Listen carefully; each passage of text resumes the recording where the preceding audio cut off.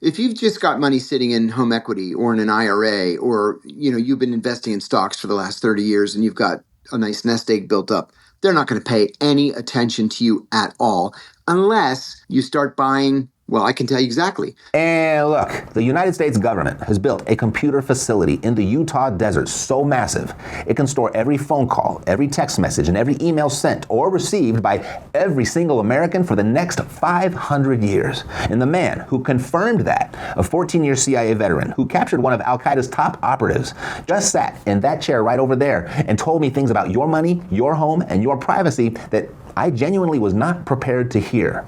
So this former CIA operative, former Capitol Hill staffer, he's the only CIA officer who went to prison in connection with the agency's torture program. Not for doing the torturing, for telling the public it was happening.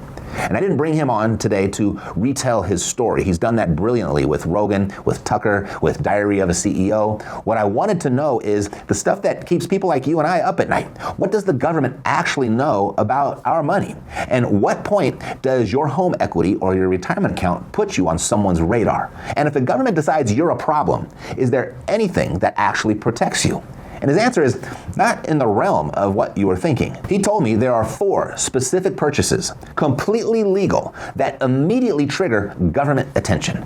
And one of them is something you do regularly. He told me about a former Deputy Attorney General of the United States whose family made one small financial move 20 years ago and is still paying fines for it today. And he told me what happened to his own finances after he blew the whistle, before he was ever convicted of a single crime. It'll blow your mind.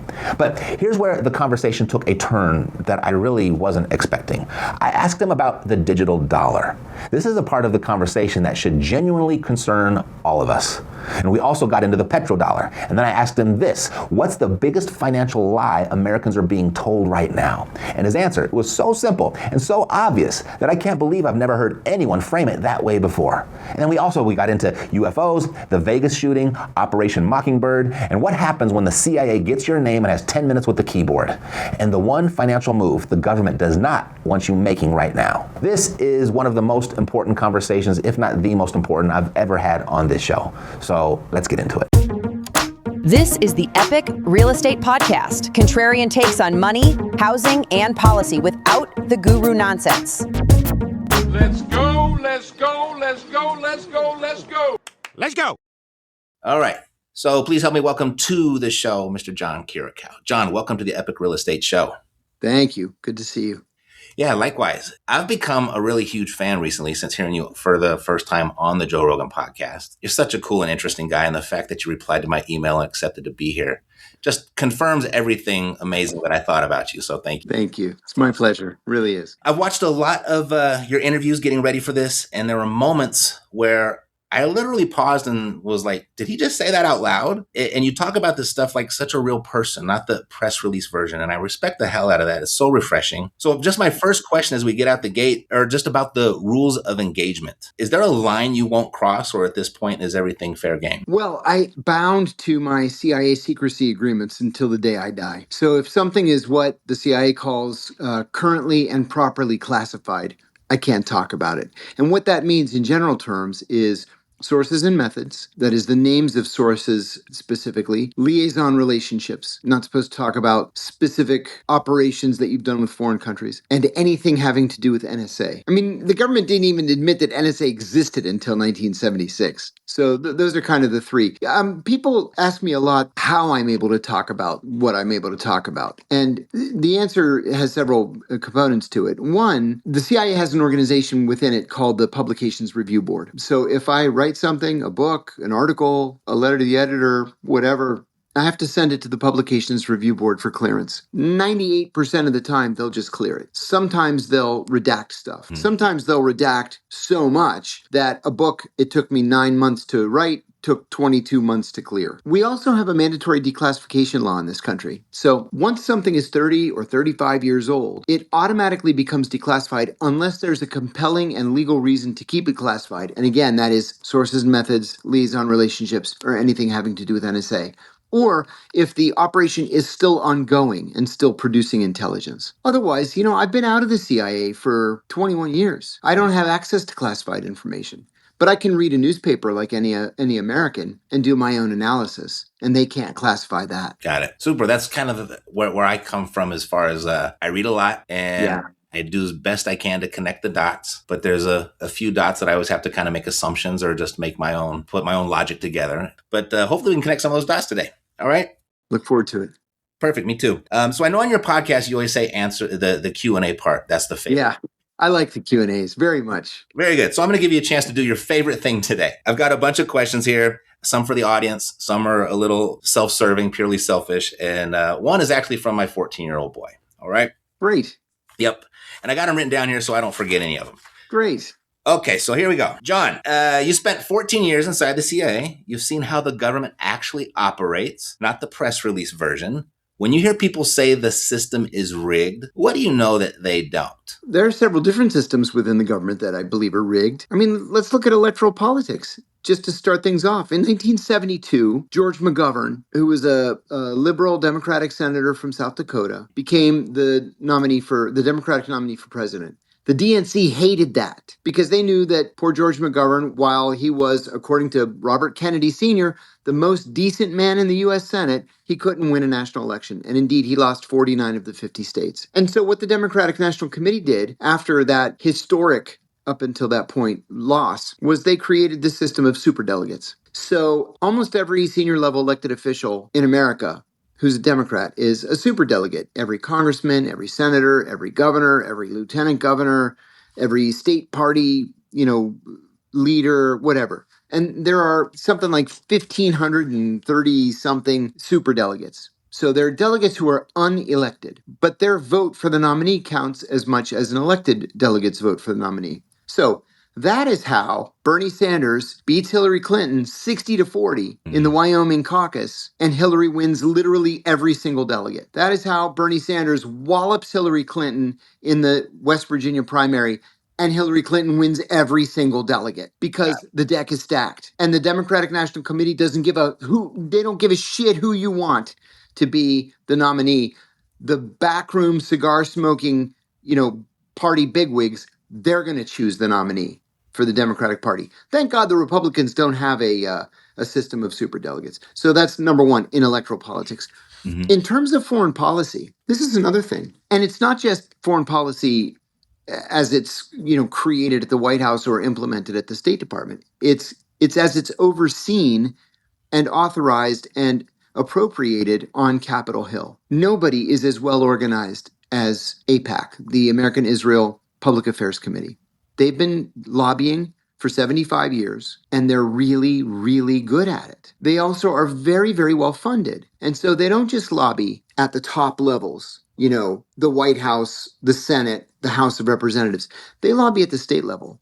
Governors, state senators, state legislators, delegates or whatever they call themselves state by state. And they're just better organized than everybody else. So we've gotten to the point where in many foreign policy areas, the question that's not asked is what's the right thing to do or what's in the best interest necessarily of the United States. The question that we would often ask ourselves on Capitol Hill when I was there was, what's AIPAC say about this? And AIPAC has somebody designated for literally every single office. And so it's clear what AIPAC's position is. It's whoever happens to be the Israeli prime minister in any given year wants it to be. And so the fix is in there where, on the one hand, I say this all the time. We like to think that we're a shining city on a hill, as Ronald Reagan famously said in his 1984 State of the Union address, where we're this shining beacon of hope for human rights and civil liberties.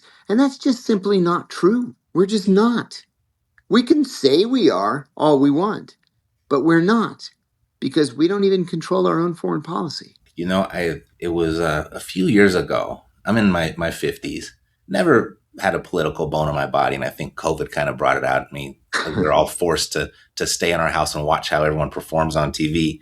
And I became interested. I started to learn a lot more. I'd go more into history and everything, and I kind of came to the realization. Now, I love my country. I was in the United States Marine Corps. There's no place in the world I'd rather live. But I really came to the realization, maybe we're not the good guys. In some cases, we're actually not.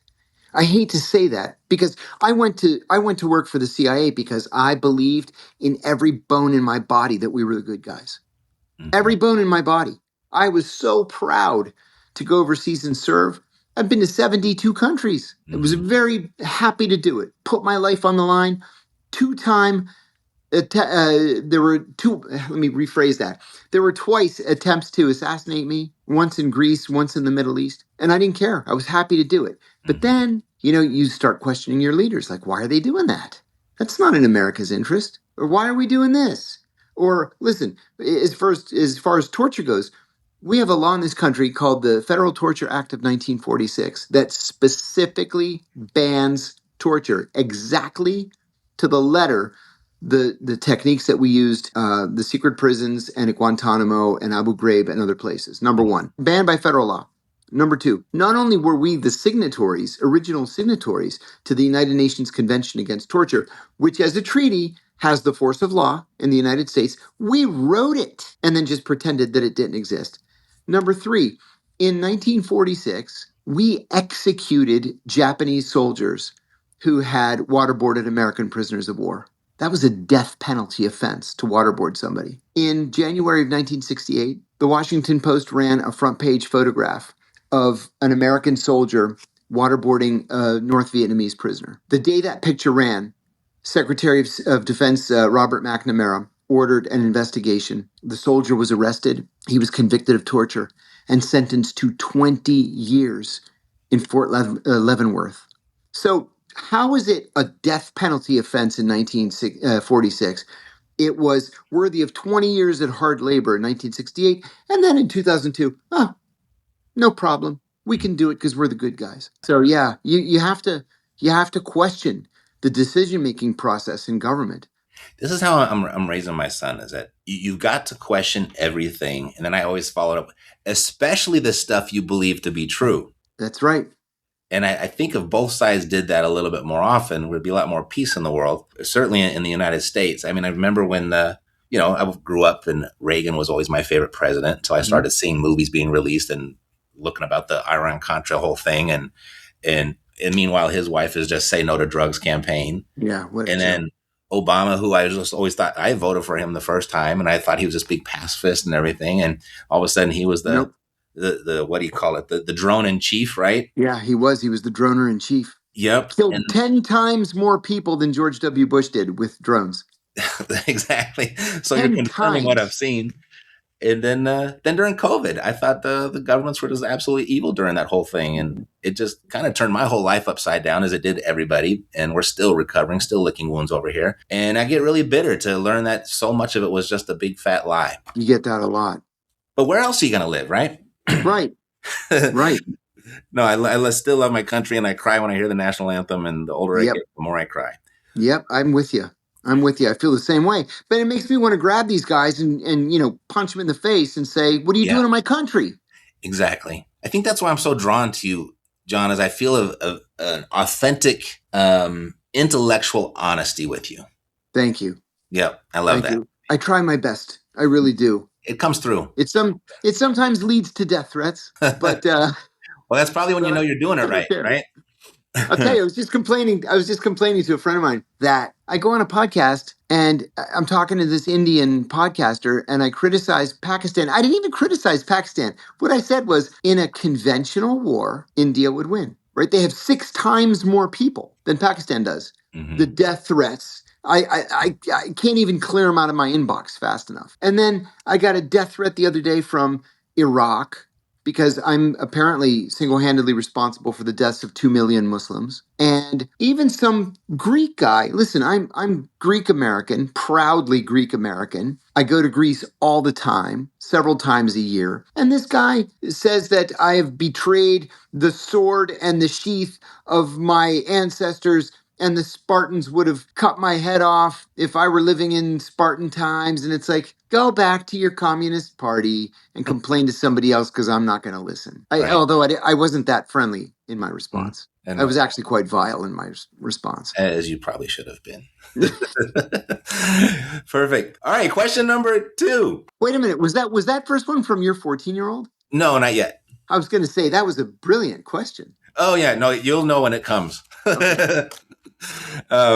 So most people think the CIA is about foreign spies and terrorists, but how involved is the intelligence community in tracking American citizens' financial activity, their bank accounts, their home equity, their retirement savings? That is illegal. I'm not saying the CIA is not doing it. I'm saying it's illegal for the CIA to do it. We don't really know what the CIA is doing because they don't report to us. That is something that the FBI, the Treasury Department, a handful of other entities might be doing, mostly FBI and Treasury. At the same time, Matt, there's so much information out there, just out there in the air, that it's going to fall into the hands of the CIA, right? If the CIA and NSA are intercepting literally every electronic communication in the world, and it's being fed into these giant Cray computers in the Utah desert, which we know is happening, then even if a human being doesn't look at the information directly, it is being captured. And so we just sort of have to take the CIA's word for it that they're not spying on our financial transactions. We have to take the CIA's word for it that they're not looking at crypto purchases, for example. But do we trust them? I don't know. Yeah, that's why you're here. Yeah. It's a tough one. I will say that, people think that it's illegal for the CIA to operate on U.S. soil. That's not exactly true. Since the mid 1980s, the CIA has had something called the National Resources Division. So they have CIA officers in dozens and dozens of American cities, right? But their job is to speak with American business executives who have done business in what are called denied areas. Like, say you're an American businessman and you're doing business in whatever, Russia, Cuba, China, North Korea. I mean, that's not legal, but you get the idea. The CIA is going to want to go to your office and have a cup of coffee and debrief you on your visit. What'd you see? Who'd you talk to? What'd they say? Did you notice anything unusual about them? That kind of thing. 99.9% of executives say yes because they're patriots. And the CIA is calling saying, your country needs you. You say, come on over and have a cup of coffee. Yeah. Okay, so that's perfectly legal for the CIA to do. Operationally, the CIA can never have primacy in an operation on U.S. soil. It has to be the FBI, which is a component of the very deep and visceral hatred that the CIA and the FBI have for one another. If there's somebody, let's say I'm stationed in the United States as a CIA officer, and I see I'm just going to make this up, there's a Venezuelan general that happens to be here. Maybe he's working on a PhD someplace. I can't target him for recruitment. The FBI has to target him for recruitment. And if he were to go back to Venezuela, then the FBI would turn him over to the CIA and a CIA officer would handle him. But they're very, very turf conscious as to who controls what and who answers to whom. Got it. So maybe that kind of answers this question. I'll ask it anyway. And if it's just, there might be some redundancy there. But if someone watching this say they got 500 grand in their home equity, they got 200 grand in their retirement accounts. Is that person on anyone's radar? At what point does the government start paying attention to a person's wealth, or do they? They generally wouldn't until the person starts to do something with their wealth. If you've just got money sitting in home equity or in an IRA, or, you've been investing in stocks for the last 30 years and you've got a nice nest egg built up, they're not going to pay any attention to you at all unless you start buying, well, I can tell you exactly, unless you start buying fine art, race horses, cryptocurrency, or real estate for cash. Then everybody's going to be interested. Those are the flags. Got it. Insinuates some sort of money laundering. Money laundering. Got it. All right. Well, I'll take the horses off my list. I have a very close friend. He's also one of my attorneys. He's former Deputy Attorney General of the United States. And his second wife fancied herself kind of high society horse connoisseur. And so she started buying race horses from a breeder in Dubai, a breeder in Kentucky. And that immediately put them on the IRS's radar. Now, this was almost 20 years ago, and he's still not done paying the fines. What were the fines from? I didn't get. Not reporting cash transactions. Oh, got it. Wow. Interesting. I had a guy here is actually a client, and he wrote a whole book about his deep rabbit hole he went down with the IRS. And he's like, I forget the actual details, but here we are 16 years later, and he's like, he was still dealing with it. And he's like, And you hear his whole story. And I don't remember the details, but it was like, that's it? That's all you did? And he says, that was all I did. Oh, listen, when I blew the whistle on the CIA's torture program, which I did in 2007, I was audited for the first time in my life in '07, again in '08, '09, 10, 11, 12, 13, and 14. And finally they decided, he's broke. He's not doing anything anyway. And then they finally walked away. But I don't mean, they sent me a letter saying, hey, where's your receipt for this? I meant hauled into the office. I had to have an attorney sitting next to me going through all of my stuff every single year for 8 years. It was awful. Yeah, like I said, I've heard your story so many times now, and I'm just like, I can't even imagine. And gosh, I don't know if I would have done what you did, but in retrospect, I'm really glad I did. The price has been high. It's been terrible, but I'm glad I did. I'd do it again. Somebody's got to stand up to these guys. Yeah, no, you're totally right. You're totally right. And gosh, I'm grateful that you did. That's why you're here. That's why I invited you. Thank you. The petrodollar, oil price in U.S. dollars, has been the backbone of America since the 1970s, our power. What have you seen or heard about with what the CIA does to countries that try to sell oil in other currencies? Well, that's happened a couple of times in the last few years. About a year and a half ago, Kuwait sold China a shipload of oil and took payment in yuan rather than in dollars. And the Treasury Department flipped its lid. We demarched the shit out of the Kuwaitis, and they finally promised us, we'll never do it again. It was a mistake. We're sorry. Forgive us. That's easy because Kuwait's an ally, and we have fantastic diplomatic relations with Kuwait. Venezuela, on the other hand, talked the Chinese years ago, well, not years ago, 10 years ago, into building a refinery in the Caribbean where they could refine their really dirty, high sulfur Venezuelan oil. It's the dirtiest, heaviest oil in the world. And you need a specialized refinery to clean it. You have to inject it with, tons and tons of chemicals. Well, until 10 years ago, those refineries only existed on the Texas Gulf Coast. So we were refining literally all of Venezuela's oil until we decided to put sanctions on the Venezuelan oil industry, and we put all of our Texas refineries out of business, at least the ones that were handling Venezuelan oil. The Chinese came in and said, no problem, we'll build a new refinery. We'll put it in the Turks and Caicos Islands. And they did. And it's not quite ready yet, but in the meantime, Venezuela started shipping its oil directly to China and to India. The Indians have been paying in dollars. The Chinese have been paying in yuan. But now Venezuela is not a problem for us anymore, right? The president is sitting in the dock in New York City. Dulce Rodriguez, the new president, has told the White House that she'll do anything they want her to do. The president had a meeting with all of the American oil company executives a week ago in which he said he's going to divide up the Venezuelan oil equally, which of course is illegal, but we're doing it anyway. And so we don't have to worry about the Venezuelans taking yuan. Well, that takes me right into my next question, because we have when Saddam Hussein switched to euros and Gaddafi wanted a gold-backed African currency, and both are no longer with us. Is that a coincidence, or is there a playbook for what happens when leaders threaten dollar dominance? I'll give you the easy answer for Saddam is no, yeah, it was a coincidence. That wasn't. I mean, there were so many heavy international sanctions on Saddam. He wasn't selling anything to anybody unless it was on the gray market. Gaddafi's another issue. I think that it did play a role in Gaddafi's overthrow, because Gaddafi did literally everything we told him to do. We said you have to give up your nuclear energy program. Done.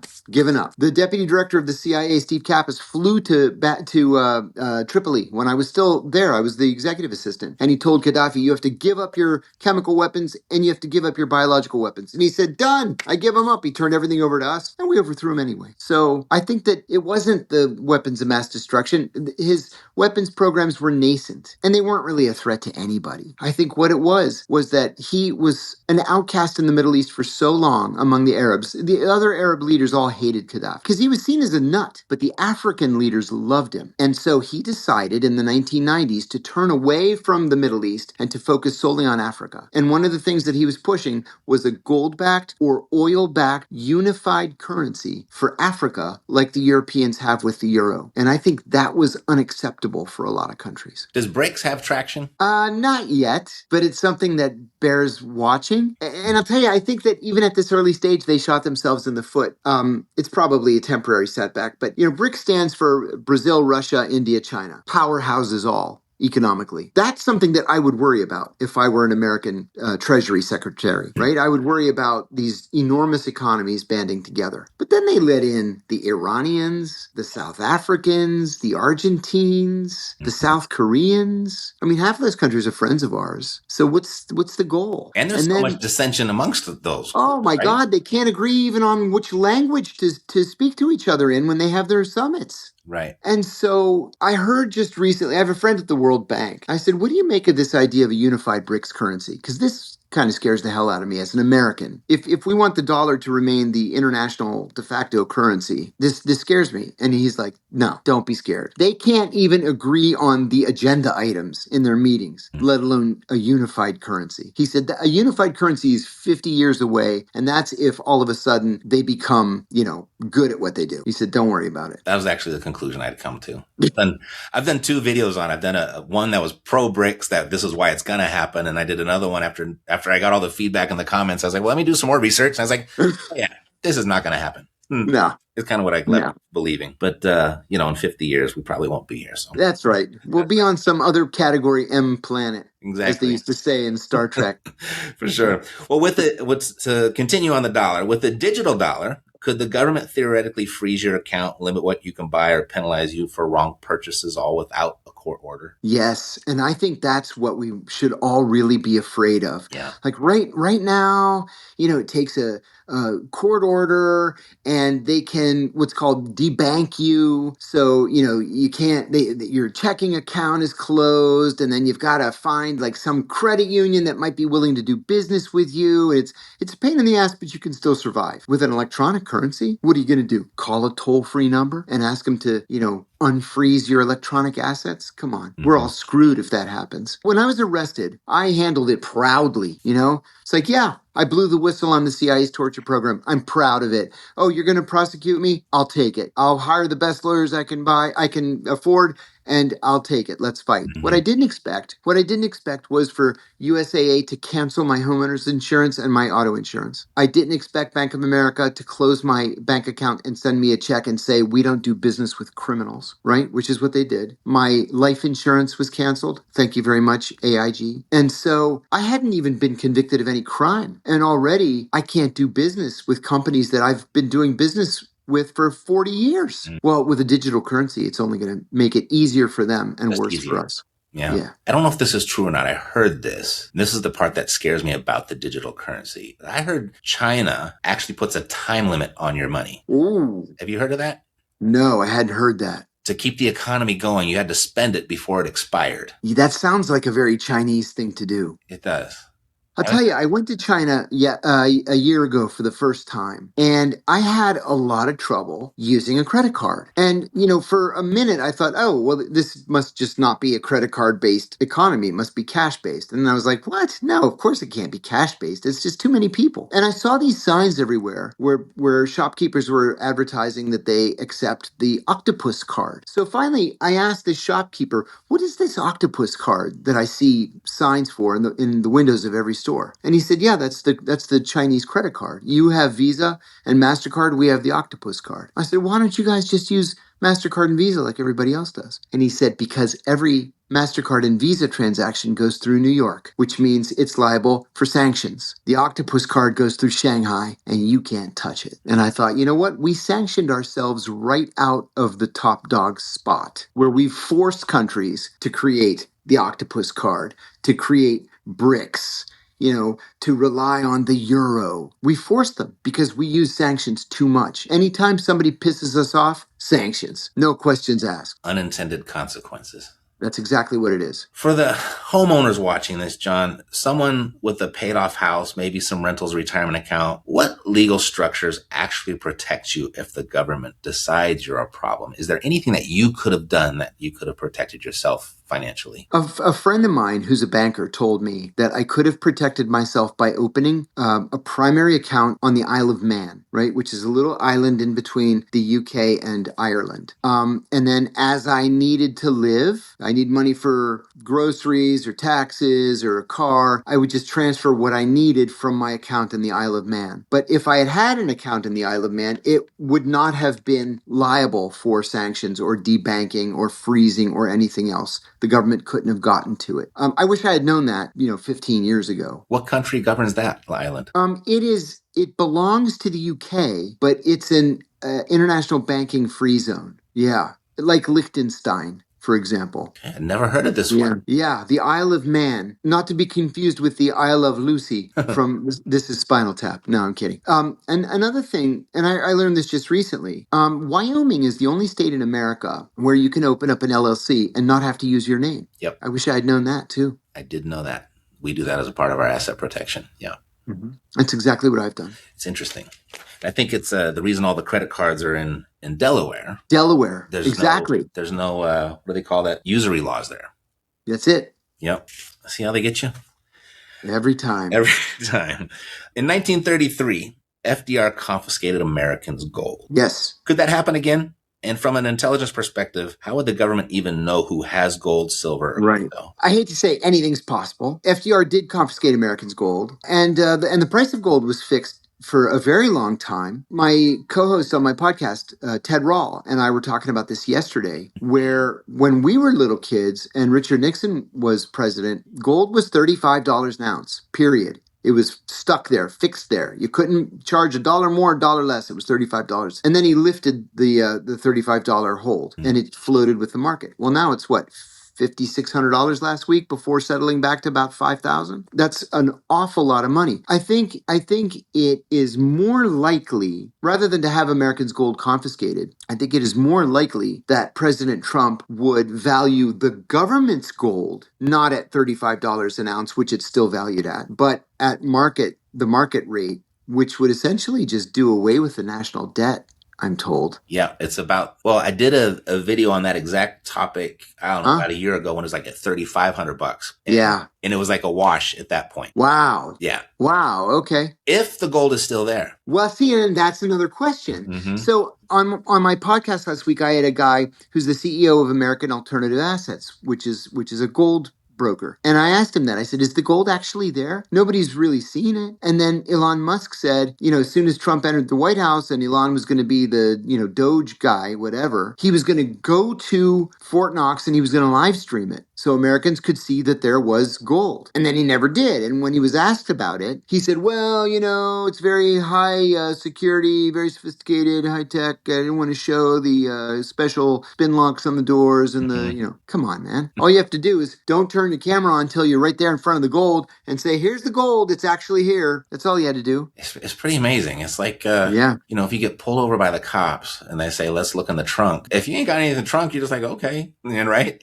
Yeah. But if you won't open the trunk, that makes the cops want to see what's in there more. That's right. Yep. If you were advising someone to hedge against dollar collapse or government overreach, would you trust a bank, a brokerage, gold in a safe, or something else entirely? Yeah, that's a great question. And I think it would be a combination of things. Nobody should have all their money in gold. You'd be a fool. But you might want to put 10 or 15% in gold. I like the euro a lot. I think the euro is far more stable than the United States thought it was going to be when it was first implemented, EU-wide in whatever, 2000, I guess it was, or 1999. But yeah, I like gold. I like the euro. I like even emerging market stocks, especially when it comes to places like India or Mexico or Argentina. I guess the key is you have to diversify. Yeah. But diversify in things that aren't going to be shocked when the dollar drops. The dollar's down 10% just in the past year. This year, yeah. Yeah, I said earlier, I go to Greece all the time, and Greece uses the euro, of course. And, one time I go and I'm rich, and I go 10 months later, I'm like, what the heck happened to prices here? Right. Well, the prices haven't budged. It's that the dollar dropped. Yeah. And is it an accident or is it strategy? Yeah, that's really the $64,000 question. My educated guess, based on the fact that I was, 20 years in government, I'd say it's strategy. It's interesting. I mean, or it's a cover that they've lost control of it. Yes. It could be that as well. It could be that. Mm-hmm. That's right. All right. You've seen the surveillance state from the inside. If an American homeowner wanted to legally disappear from public records, protect their home, their assets, their family from being easily found. Is that even possible anymore? It's funny that you ask. I am the author of a book called The CIA Insider's Guide to Disappearing and Living Off the Grid. Shut up. It's right here on my shelf, right behind me. Oh, gosh. All right. I'm getting it. Now, this is one of those areas where things change quickly. Mm-hmm. This book came out in 2022. It's already a little bit outdated. It's very, very hard to live off the grid. Like, you really have to work at it. If you don't want to, go living in the woods of western North Carolina, which I'm assuming, most people don't want to do, living off the land, you got to do things like, no internet, no cell phone, pay cash for all your stuff. If you have a cell phone, buy a disposable, switch out the SIM cards, that kind of thing. But you're also probably talking about either not owning real estate or owning real estate through a trust, but a trust that's protected by levels of other trusts, maybe originating in the Isle of Man. Yeah, and owned by an LLC in Wyoming. And there was a show on HBO, I don't know, 10, 15 years ago called True Blood, Mm-hmm. right? It was a bunch of vampires. And there was one episode where this woman who's not a vampire, she lost her house, and it was her grandmother's house, and her grandmother had left it to her, and she lost it. So she was able to scratch together enough money to try to buy it back. And she couldn't figure out who owned it, because it was LLC on top of LLC on top of LLC, and it's in the Cayman Islands, and then it's in the Isle of Man, and then it's in Liechtenstein, and it's back to the Cayman Islands again. It turned out it was owned by this vampire who was 1,000 years old, and he had the time to, set up these different LLCs. That's what you would have to do in order to truly protect yourself from the government if you wanted to make sure that the government had no idea what you own. Make it as complicated as possible. And you have to incorporate overseas entities in that. You have to incorporate holdings in areas where the U.S. government just has no jurisdiction. The U.S. government just can't call up the bank of the Isle of Man and say, hey, we need for you to fax over all the records on John Kiriakou. No, that's not how it works. You don't have authority here. That's a little comforting. Yeah. For all of the original 13 family believers. What do they call that? The families, the original 13th family, the Illuminati. Thank you. Oh, yeah. I was thinking it had something to do with the five families in New York. Oh, yeah, no, it was before them. The Illuminati. Right. The Rothschilds and right, exactly. And the Rockefellers and their friends. What's the one thing you know about how the government tracks ordinary Americans that would shock people watching this? By the time mainstream media reports the truth, it's already too late. That's why we built the Shadow Capital Brief, to decode money, housing, and policy before everyone else. Subscribe today, shadowcapitalbrief.com. All right, back to the show.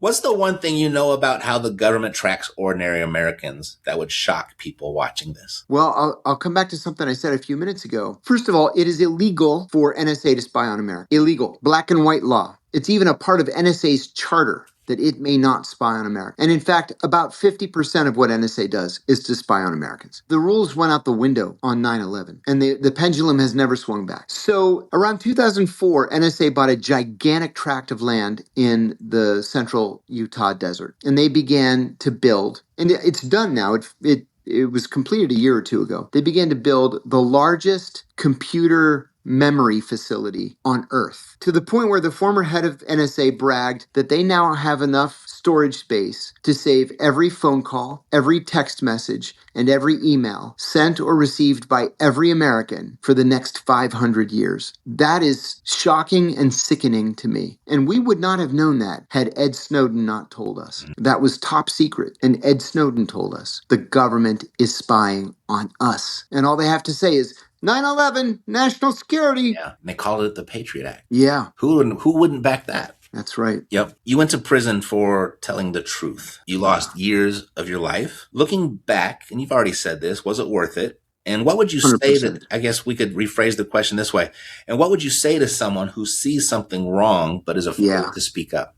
Oh, I'm so glad you asked that question. First of all, yeah, 100% I would do it again. The only thing I would do differently is the advice that I'm going to give you now. Hire an attorney before you blow the whistle. Don't open your mouth until your attorney is sitting in the chair next to you. I made the mistake of blowing the whistle and then hiring an attorney. So I was constantly reactive. You don't want to be reactive. You want to be proactive. Yeah, so do it with good, sound legal advice. Good advice.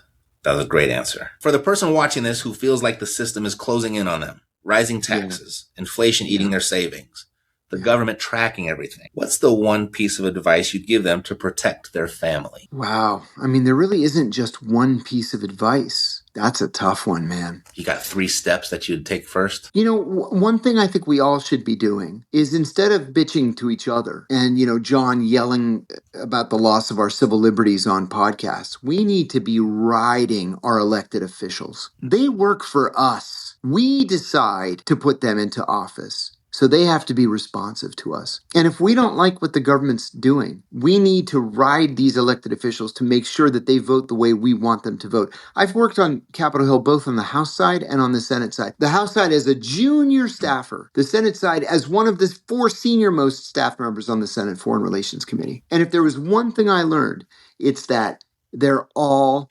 responsive to communications from constituents. All of them, because nobody bothers to send an email or write a letter. So a letter to your senator actually can move the needle? Surprisingly, yes, it can. Yes. Interesting. I would have never guessed that. And well, there's a lot of stuff too. Like, for example, when I was on the House side, I worked for a guy named Joe Coulter, Congressman Joe Coulter. Mm-hmm.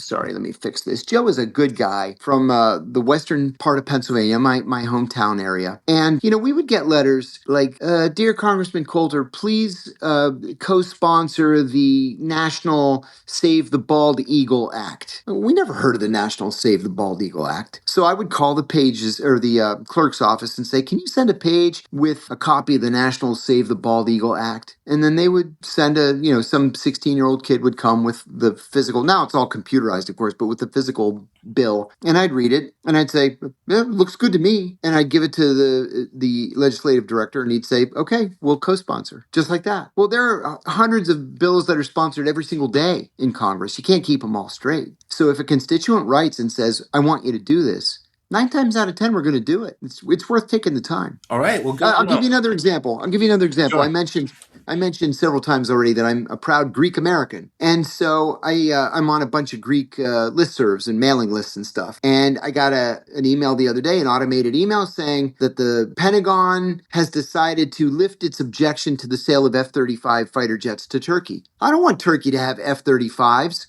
Not until they get out of Cyprus, which they've been occupying since July of 1974. So I wrote a letter to both my senators and my congressman. And I said, please support a continuing ban on the sale of F-35 fighter jets to Turkey. Because, Turkey's done this, that, and the other thing. And all 3 of them wrote back and said, thank you for your concern. We will continue to support a ban on F-35s to Turkey. Oh, good. Done. Nice. Yeah. It's as easy as that sometimes. That's great. So you got a response. Yeah. I would think that would just go into a big giant void. Yeah.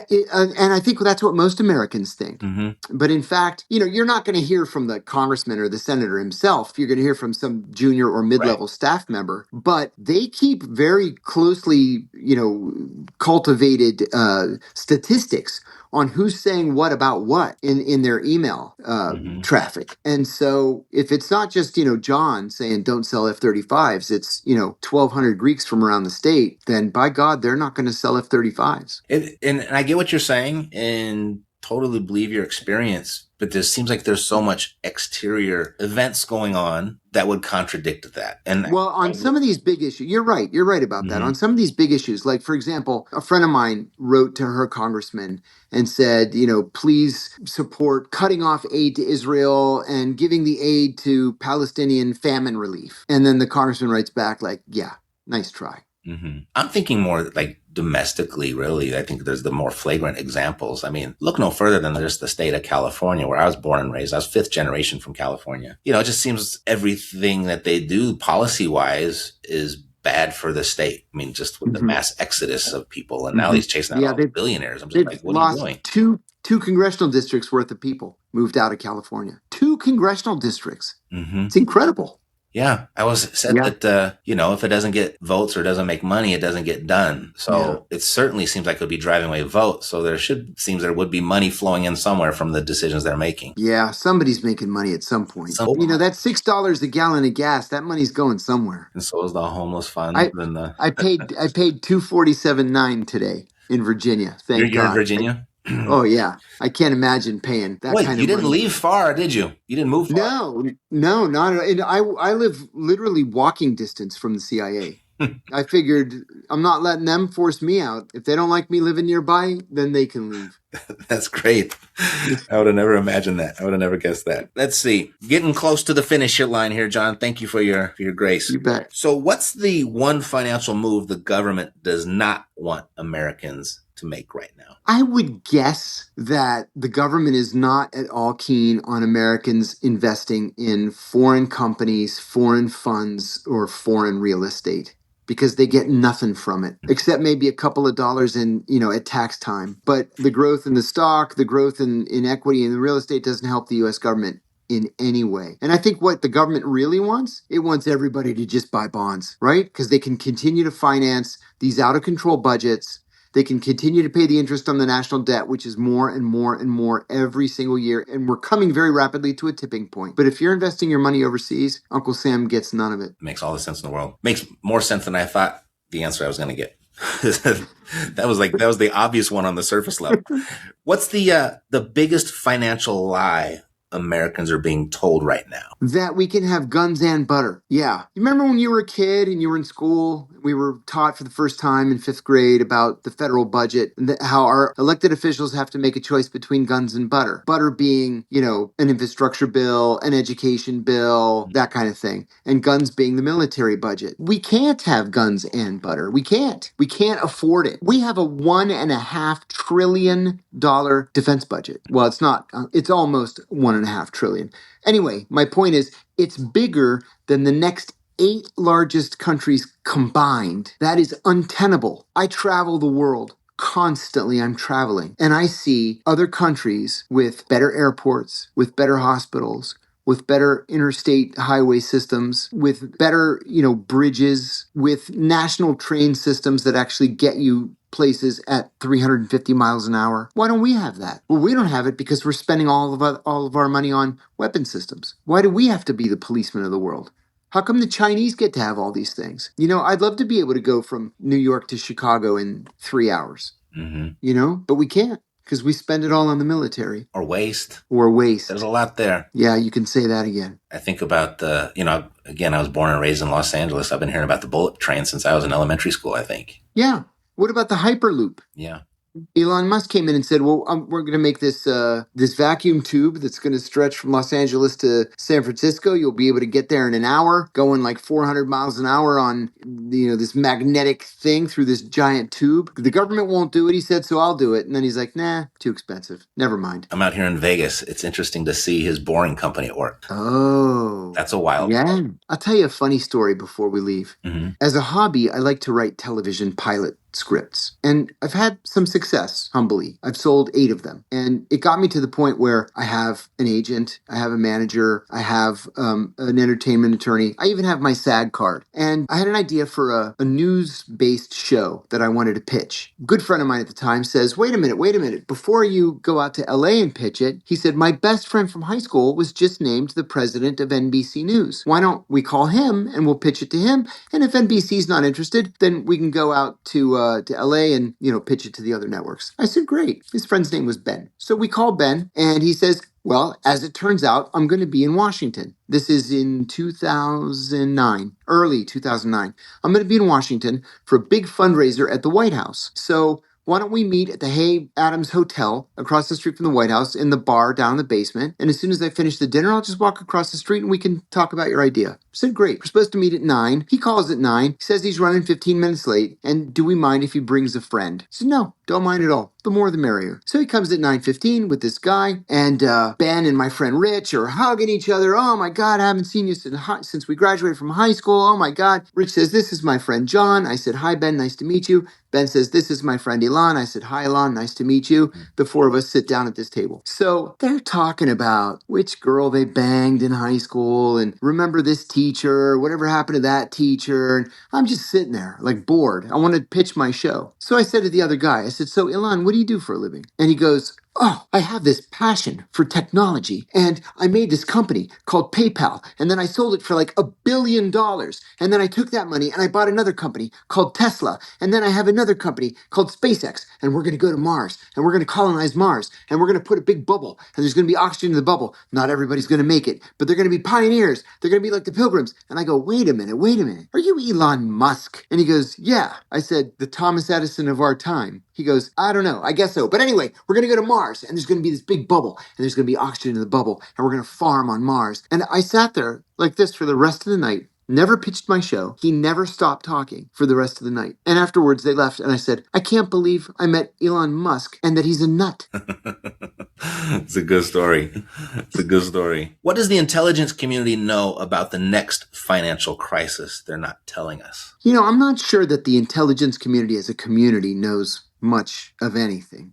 Only because the CIA and the other intelligence services, we have 18 intelligence agencies in the US government. Most countries have one or two. We have 18. They really don't follow that kind of thing. Mm-hmm. They'll follow economic trends in foreign countries, especially enemy countries. They're very interested in that. They'll do things like to crash the Iraqi economy. We just dumped plane loads of fake Iraqi dinars, like literally plane loads, just let it out the window, just to flood the economy and crash it. Is that their currency? Yeah. Okay, so we dumped counterfeit their currency there? Counterfeit, currency. All right, I didn't know what it was called. Got it. Yeah, the dinar. But in terms of, long-term economic analysis and planning, they don't really do that. That's much more at the Treasury Department. Is it? They would do it, yeah. Okay. So I've had this thought since I was a kid, long before I understood what government even was. And I didn't even know, I probably still don't know what government is. But I always had this feeling that the president isn't really the person running things. And I couldn't shake it. I thought that my whole life. Now I'm in my 50s, and I've watched someone like a Donald Trump, who's probably the loudest, most fearless person to ever hold that office, at least from the outside looking in. Yep. And even he has moments where I sense he's pulling a punch, like something made him stop. So I just have to ask someone who's actually been on the inside of the machine, is the president really in charge, or is there something above that chair? No, there's nothing above it. I understand the premise of the question is you're asking about, we always hear about Bilderberg and the Illuminati and the Shangri-La conference. And there are half a dozen of these take place around the world. No, the president really is just one of three, right? In government. It's the executive, the legislative, and the judicial. Right. And they are co-equal branches of government. So while this president is probably the most powerful president that we've had in recent American history, his policies are liable to be overturned or halted by the other co-equal branches of government. And I'll add too that my ex, by court order, I'm not allowed to talk about my ex, but I will say, okay, somebody to whom I was once very close actually participates in these, Bilderberg and Davos and Shangri-La and all these things. I was very excited the first time she went because I wanted to hear all the inside scoop. And she said, except for Bill Clinton, Bill Gates, Soros, and Tony Blair standing around talking about, bond prices, all anybody else wanted to do at all of these conferences was sell weapons. These conferences are all about weapons sales. She said she was colossally disappointed. Yeah, there is no disappointment. Yeah, there is no puppet master pulling the strings. Yeah, it's all about weapons. Speaking of the president being overturned, what do you think happens, let's say domestically and then foreign, if the Supreme Court does overturn the sanctions? Oh, the Supreme Court's going to overturn the sanctions. Right. I've heard the Constitution is crystal clear that Congress imposes sanctions. Well, him using so much of that as leverage for all the accomplishments he's had in his first year. Well, you got to give him credit because look what he did. Just today, he announced a deal with India for 18% tariffs. Wait, did we say tariffs? I meant tariffs. I didn't mean sanctions. Yeah. No, in my head, it registered as tariffs. Good. Yeah. So he's not allowed to impose 50%, 100% on India or on any other country. He threatened it, and he said, let the Congress sue me. And before the Supreme Court could hear the suit, the Indians agreed to 18%. So now we're all happy. Everything with India is done. European Union, same thing. We've pretty much come to an agreement with all of them. Done. By the time the court hears the case and he's slapped down, it's not going to matter because he's already won. He's already succeeded. He did exactly what he set out to do. And what he set out to do was to frighten other countries into coming to the table and negotiating an agreement that benefits the United States. Mm-hmm. So it doesn't unravel? It won't unravel. For most of these countries, the point is moot now because we've got an agreement. Okay, that gives me a little comfort. Yeah. I always thought it was going to break into all out chaos and right back to where we started again. Okay, rapid fire, and then we'll be all done. Okay, Johnny? Sounds good. All right, so the government went from there are no UFOs to holding congressional hearings about them in 2 years. What's actually going on? Is this disclosure or is this distraction? I can't rapid fire this one. I have to. Of course there are UFOs. That's not to say that they're little green men from outer space, but of course there are UFOs. Many of us have seen them. I saw one with my dad. My dad, the elementary school principal of 44 years that everybody in town loved and respected. So I saw something that flew in such a way that it defied the laws of gravity, the laws of physics. Nothing can fly like that at these fantastic speeds and then just come to a stop and then glow in orange and then take off in another direction. I don't know what the heck that was. Never saw one again. My uncle used to own a restaurant here in Alexandria, Virginia. We used to come down and visit every summer.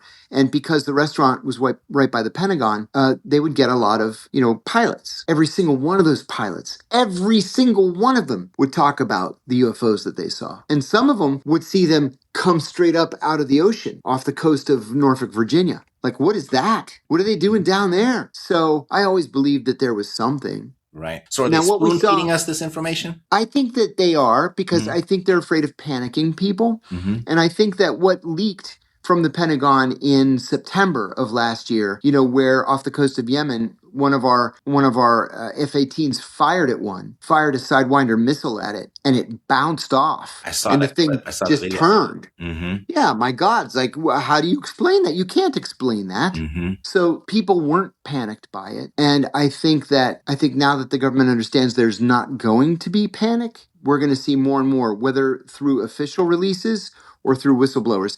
Because that video that you and I saw in September, that video was leaked. It was not released by the Pentagon. Wow, that was real. Oh, yeah. And no one even cares. No, nobody cares. That was such a big deal when I was a kid. Oh, my God, yes.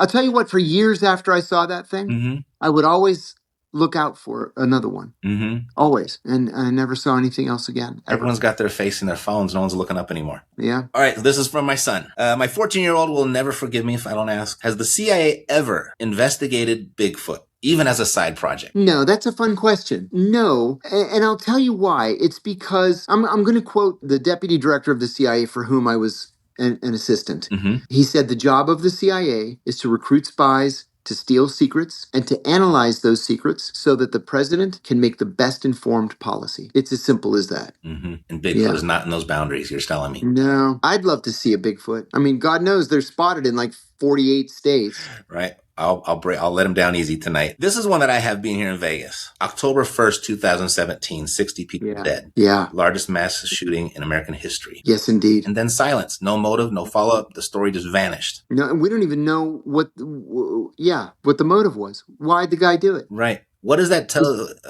What does it tell you when something that big disappears that fast? That tells me that this is something that the FBI doesn't want us to know about. Something happened. Something was up. Whether it was foreign involvement or it was a paid attack or whatever it was, they worked so hard to make it go away that it's led me to believe here we are 8.5 years later and we're never going to know what happened. I have friends, close friends, who were at that concert and they swear to this day, we were just talking about this maybe a month ago, they swear that shots were coming from different directions. It wasn't just from the hotel window. Mm-hmm. But for whatever reason, federal law enforcement does not want us to know what happened. They don't. Operation Mockingbird. Yeah. The CIA planning stories in American newsrooms. That was in the 60s and the 70s. Yeah. Is there a modern version of that running right now? Oh, sure, but it's not even a formal operation. A couple of years ago, a good friend of mine, Jason Leopold, who's an investigative journalist for Bloomberg, filed a Freedom of Information Act request with the CIA. Jason was called, by George W. Bush's Pentagon spokesman, Jason was called a FOIA terrorist because he's filed more Freedom of Information Act requests than anybody else in the world. And he always gets the information. He's the one who broke the Hillary Clinton email story just because he asked for every email,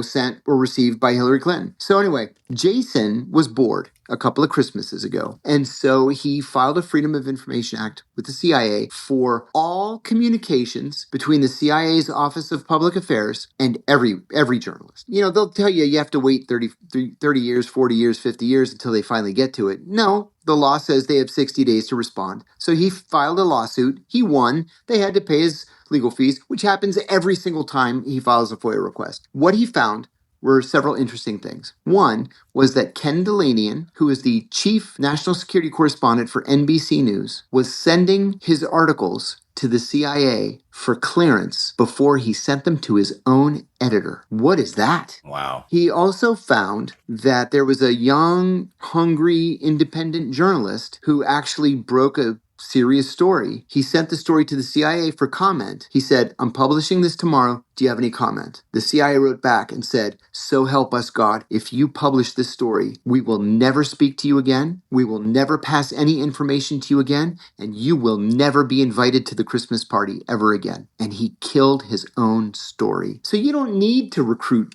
journalists. Mm-hmm. Especially when almost every paper in America has zeroed out its investigative journalism budget. Only really the Washington Post, the New York Times, the Wall Street Journal, the LA Times have real investigative journalists anymore. So if they're going to police themselves and they're going to censor themselves and they're just going to gist whatever the CIA passes them and put their name on the byline, you don't need Operation Mockingbird or Mockingbird anymore. Mm-hmm. Yeah. There was the thing during, I don't know, it was a few years ago where it was a meme going around where they had like a multi-camera thing of all these different newscasters all reading the same words. Did you see that? The sharing of biased and false news has become all too common on social media. More alarming, some media outlets publish the same story without checking facts first. Unfortunately, some members of the media use their platforms to push their own personal bias and agenda to control exactly what people think. And this is extremely dangerous to our democracy. Yeah, that was Sinclair Broadcasting. Okay. Where does that come from? Is that a government thing or is that like the left right thing? No. Sinclair is one of 3 or 4 right-wing companies that has bought up something like 84% of the American media. And so they want a consistently conservative, consistently right-wing line out there. Right-wing? Right-wing. Okay. I remember that message being very left-wing, but... No. Sinclair Broadcasting. No. Okay. And so what they do is instead of having stations do their own reporting, they do it at Sinclair and send it out and say, read it. And that's it. Wow. Yeah. Mm-hmm. That's a corporate-driven message. It's corporate, entirely corporate. Okay. Yeah. In 1975, the Church Committee revealed the CIA had a dart gun that could cause a heart attack and leave no trace. Mm-hmm. That was 50 years ago. What do they have? Yes. Oh, see, that's one of those things no can do. Did I stumble on one? Yeah, can't talk about that. All right, home stretch. I'm so bored with the Jeffrey Epstein. Yeah. Sorry, I don't feel like asking that question. Good. If I gave you my name in 10 minutes, what would the CIA find out about me legally that would make me uncomfortable? Oh, they would have access to everything. I mean, just about everything in your life. Every person you've ever spoken to or emailed or called or texted. I mean, what, are you calling an abortion clinic? Are you calling a secret boyfriend or girlfriend? What kind of porn do you like? I mean, 10 minutes, that's a lifetime. They can do everything. Yeah. In 14 years at the CIA, what's the one thing you saw or learned that you still think about at night? How many of my friends and colleagues were cold-blooded murderers? Yeah, these are guys, our kids played together. Our wives were friends. And they were perfectly happy just to go out and blow somebody's brains out and then come home and play with their kids. I really thought that statement was going to end with how many of your friends were murdered. 2. But you said how many of your friends? Murderers. Yeah. Amazing. Somebody posted on Facebook the other day, "Oh my God, a friend of mine from high school got arrested for murder. I can't believe I know a murderer." And I said, try working at the CIA for 14 years. Amazing. Mind blown. Again, you get to see a side of the world that most of us will never see. Yeah. Last question, John. You get to talk a lot on our show, on your show as a guest on others. What's one subject you wish you got to talk about more? I love to talk about Greece. Nobody really cares. It's a very niche area. but, I read the Greek papers every day. Most of my relatives still live in Greece. I've become a Greek dual citizen, Greek-U.S. dual citizen. I go there 2-3 times a year. There's just so much to talk about. It's such a beautiful place and so fascinating, and nobody really cares. Well, it's on my bucket list, John. I'd also like to talk about baseball, football, and fine art. Who's your pick? But nobody for the cares Super about Bowl? that. Who's your pick for the Super Bowl? I hate to say it. I really hate to say it, but it's got to be New England. I mean, I really hope that Seattle wins, but I think New England's going to win. All right. How about you? Oh, I'm a Rams fan, and I hate both. Yeah. Teams, so. Yes, yeah. I was really pulling for the Rams. Yeah. Yeah. We get so close so often, and then they break Yeah. I hate that I care so much. I know. And then you're why disappointed do I care every about time. them so much? That's how I am as a Steelers fan. Yeah. Well, John, I told you I was going to make you do your favorite thing, and you delivered. So thank you. I can't thank you enough. Thank you. Thanks for being generous with your time. Everybody My go pleasure. subscribe to John's channel, Deep Focus. And John, genuinely, I hope you do get that pardon. You deserve it, buddy. Thank you. Thank you. Thanks very much. Take care. Good to see you.